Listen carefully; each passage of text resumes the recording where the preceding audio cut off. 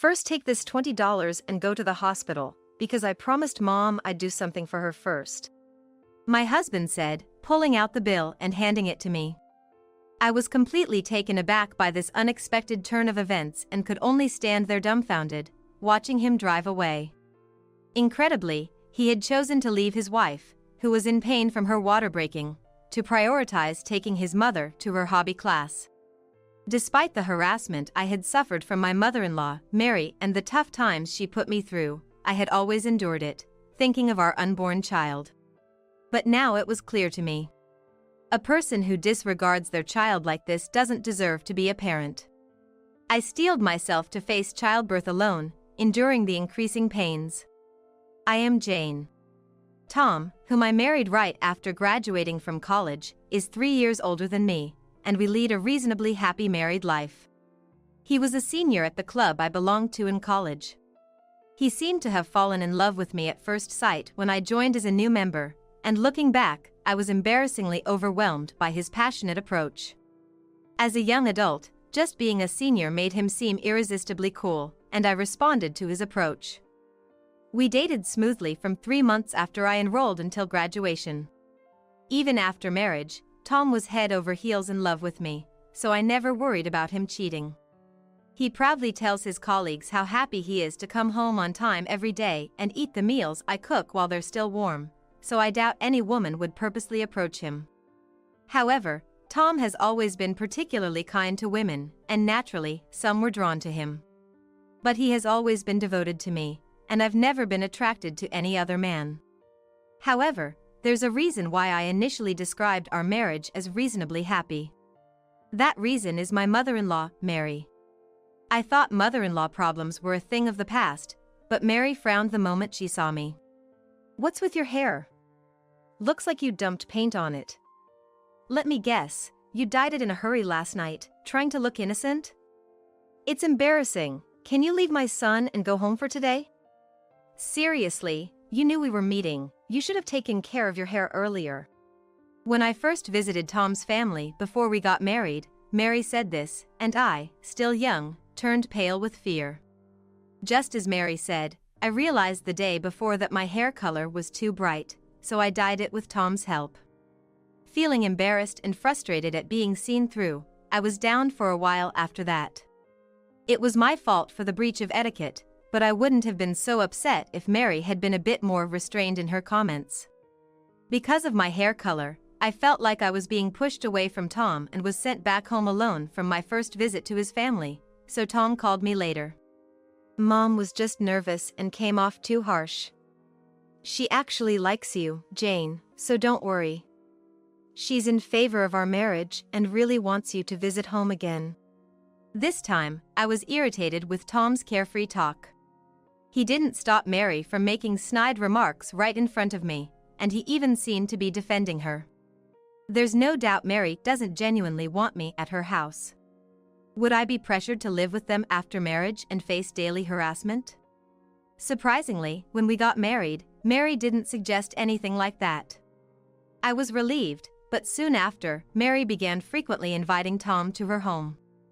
"Now that you've finally graduated from a far-off university and got a job here, you get married right away. I've been so lonely. Why don't you let Jane rest and stay here for about a week?" Messages like this would arrive for Tom, and I shivered. Showing me the message, Tom asked, "What do you think?" Instead of answering, I called Mary right there. "I'm sorry, but we haven't finished unpacking and the paperwork isn't done yet either. It'll be a while before Tom can relax. I apologize." When I said this, Mary replied with nagging words. "Do the unpacking yourself. Don't always rely on my son." But I just nodded along and ended the call. Mary's offer to let me rest was just a facade. She wanted her dear son by her side. I was annoyed with Mary for lacking consideration, especially as newlyweds, and also upset with Tom for not refusing. According to Tom, Mary has always been like this. Her overprotectiveness worsened after she divorced Tom's father. When Tom decided to go to college, she cried and tried to stop him. Somehow he convinced her and went to college, but they communicated via messages and calls almost every night. Tom trusts his mother, who raised him as a single mom, so they've always had a good relationship. It's fine to be a caring child and mother, but there should be an appropriate distance between adults. And I understand it's not good to interfere with another family's dynamics. He was serious about his job and chores and had a nice personality, so for a while, I tried to come to terms with it. But it wasn't long before I began to question the uncomfortably close relationship between the two of them. One holiday, my usually late sleeping husband woke up earlier than me and started preparing to go out, so I asked, "Did we have plans to go somewhere today?" "Mom and I are going shopping, Jane." "You can keep sleeping," he replied with an unbelievable answer. Apparently, Mary wanted to buy clothes and asked Tom to come along so she could ask for his opinion. I got angry again at my husband for agreeing without hesitation, but tried to stay calm. "You finally have a day off. Let's do something together." I tried to keep him walking out the door. But he shook his head and replied, "I'd like that, but I already promised Mom, and she seems to be waiting outside already." Shocked by his words, I headed to the entrance in my pajamas. Looking out the window to the garden, I saw Mary's bright red car parked there. Noticing my gaze, Mary turned around and smirked as she got out of the car. "Tom, you're late. Jane's a stay-at-home wife and still asleep at this hour? Pathetic. Should I buy you an alarm clock on our way home today?" Mary, with her bright red lipstick matching her car, laughed heartily and affectionately took my husband's hand, leading him to the passenger seat. I was dumbfounded watching their cozy interaction and could only watch as Mary's car sped away cheerfully. After this incident, my husband's behavior started to change gradually. He almost stopped doing the household chores he used to do naturally and began going to his family's house almost every weekend. His attitude towards me also changed, becoming more domineering. "Jane, you're too lazy. When I have a day off, you just sleep with me, right? Can you call that being a housewife? You even stopped putting on makeup at home. That's not good after getting married. Mom is worried about you, too. Why don't you visit her alone once in a while?" I don't know what Mary has been saying about me, but my husband agreeing with her is absurd. He never mentioned anything about naps or makeup during our courtship. But as my husband says, maybe Mary really is concerned about my behavior. I tried to convince myself of this several times, but knowing how Mary treats my husband like a lover, I can't help but see it as harassment towards me. However, I thought Mary's curse would change once we had a child. I found out I was pregnant shortly after I started having doubts about my husband's behavior. His eyes lit up with joy. And he held my hand, promising to work through it together. But Mary's harassment got worse after this, indirectly forcing my husband to leave me alone for trivial reasons like shopping, hospital visits, or cleaning her house. I tried explaining to my husband that Mary's actions were malicious towards me, but it backfired. He suddenly snapped with anger. "Mom always talks about you when we meet. She says you should go back to your parents' house or take time for yourself. Getting angry over this will affect the baby in your stomach. You should appreciate Mom's concern." He started leaving me alone more often. As morning sickness worsened, I told him I was anxious being alone and wanted him to be with me as much as possible. But to my cry for help, his reply was unbelievable. "Even if I'm around, there's nothing I can do for you. Mom said she wanted to be alone all the time during her pregnancy and didn't even want to see Dad." He wouldn't listen to me. And feeling physically and emotionally unstable, I resolved to fight alone. Then, one day while shopping for baby items with my husband, we bumped into one of his colleagues. "Tom, I hear you're actively attending parenting classes. Your home library is full of parenting books, right? Today, too, accompanying your wife for shopping, you're going to be a great dad. Can't wait for your child to be born." I was so shocked that I blurted out, "What?" Tom quickly interjected laughing. "Stop it, man."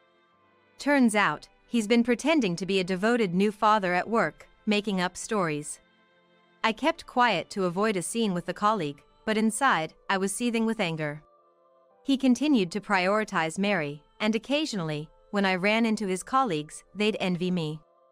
"Jane, you found the ideal husband." These incidents gradually made me start distrusting my husband's words and actions.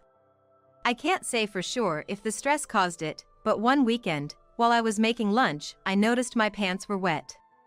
A certain thought crossed my mind, so I rushed to the bathroom. And sure enough, I realized my water had broken. I headed to the bedroom where my husband was still sleeping and yelled to get the car ready right away. My husband, groggy at first, quickly helped me walk by supporting me under my arm when he learned my water had broken. The nurses had repeatedly told me to come to the hospital immediately if my water broke. There might be urgent danger, so my husband was also somewhat panicked. In the midst of labor pains, we finally managed to get into the car and started driving when my husband's mobile phone rang. Unable to answer while driving, I peeked at the screen amidst my pain. When I saw Mary's name, I intuitively had a bad feeling. I glared at the screen for a while, but the ringing continued the entire time. Thinking it would be quicker to explain the situation, I reluctantly answered the phone. "Tom, where are you?" "It's Wednesday, it's the day for my craft class." "Did you forget?" Mary's voice, never used when talking to me, sent chills down my spine, but I explained to her. "Mary, actually, my water just broke, and I'm on my way to the hospital with Tom." As soon as I spoke, Mary's tone changed dramatically, and she started yelling at me. "That's your own problem. I don't care. How dare you use your resting husband as a taxi? Put Tom on the phone. Today is the fixed day for my craft class. I had the appointment first." Stunned, I couldn't believe Mary was saying such things, not even concerned about her grandchild. I remained silent, but Mary's shrill voice continued. "Sorry, Jane," my husband muttered. For a moment, I thought he was apologizing for Mary's outburst. But then, I realized he had walked around to the back seat where I was lying and was opening the door. Confused and in pain, I was speechless. Then my husband said something unbelievable. "I had promised to drive Mom, so can you take a taxi or ambulance from here? I'll definitely catch up later." "That's the plan." "Wait. Are you prioritizing your craft class over your own child? I can't convince Mary, so you talk to her. The pain is getting worse, hurry up." I was desperate, so I raised my voice. But my husband frowned and said, "It's a regular commitment. It can't be helped. I'm sorry I forgot to tell you about it. Here's some money, please manage with this." He took $20 from his wallet and stuffed it into my bag. Then, he went back to the driver's seat and left me there without hesitation. I can't believe this. I was still close to our house. Not wanting to be seen by neighbors, I quickly looked up for a taxi. Amniotic fluid continued to trickle down my legs, and I panicked about the baby's safety. Tears welled up in frustration as I stared at my mobile phone, trembling with pain, wondering why we had to endure this. "Jane!" Startled by my name being called, I turned around and saw a familiar face. "What's wrong? You look terrible. Don't worry about talking, just get in." This person gently supported me and helped me into the back seat of their car. Her husband adjusted the seat for me as he sat in the driver's seat. After that, my memory is fuzzy. I was rushed into a wheelchair at my regular hospital and taken to a prepared hospital room. The pain was so intense that I groaned, but I was told there was still time before the birth, so I rested there. I endured the overwhelming pain that occasionally threatened to make me lose consciousness when suddenly, my mobile phone rang. Thinking it might be a callback from my mother, who I had called on the way, I was shocked to find it was my husband. Looking at the clock, it was already evening. 3 hours had passed, and now he arrives? I decided not to answer. But after continuous ringing, I picked up the phone, irritated. "Jane! Help me! I want you to explain the situation. Not even a word of concern for me, and now he wants help? Even if he was about to be eaten by a crocodile, I had no obligation to help the man who abandoned his child and me. Who do you think you are? How dare you say such things? I yelled at my husband through the mobile phone and then hung up. After a while, I faced childbirth alone. I would have liked to have my reliable husband holding my hand at such a time, but it's better off without a foolish husband who can't even prioritize things right. Instead, I received support from the kind nurses, and by nightfall, my long-awaited baby was born. Both mother and child were safe, and I fell asleep quickly due to the exhaustion. The next morning, the first thing the nurse told me when she came into my room was that my husband had come. Apparently, he came right after the birth, but since I was sleeping so deeply, the nurse kindly sent him back home. Honestly, I thought I would never want to see my husband again. But when he entered the room looking so haggard, I couldn't help but ask what happened. The person who had helped me in my suffering and taken me to the hospital yesterday was N, a neighbor I had always been close with. She had taken care of me like her own daughter since her son was about the same age as me, and she had been a great support to me when I was newly married and anxious. When I told her in the car that my husband was taking Mary to her hobby class, she was furious as if it was her own matter. Little did I know that this would ultimately corner my husband. After dropping me off, and spread the story around the neighborhood. Being the head of the neighborhood association, her words spread quickly, and her friends seemed to have confronted my husband about it. The reason my husband was begging for help was this: it seemed to have caused quite a commotion, attracting onlookers around our house. No matter how panicked he was, it was obviously too foolish of him to ask for my help in that situation. I had not heard from Mary since then, and my mind was already made up. Sorry, but can you leave? I'm still not feeling well, and my parents are coming soon. Both of them know about this, right? I want to apologize. Can I stay? My husband spoke in a small, pitiful voice. What? You wanting to apologize is not my business. I'm busy, so please leave. Don't say that. By the way, where's the baby? I'll leave after seeing the baby. Just leave. There are other pregnant women here, so please go.